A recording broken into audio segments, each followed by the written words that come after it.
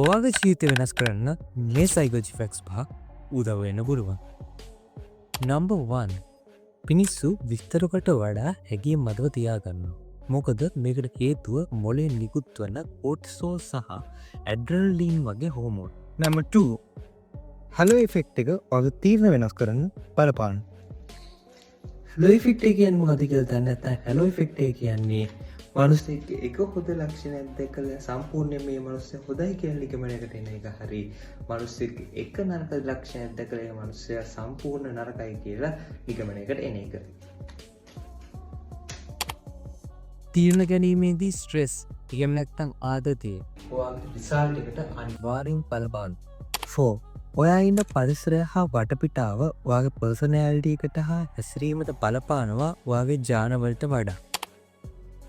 5 සංනිවේදනයේ 55% සිද්ධ වෙන්නේ body language එකෙන්. ඉතින් ඔය තාමත් අපේ channels එක එකතු වෙලා නැත්නම් දැන් එකතු වෙන්න. Other good parts see you in another interesting video.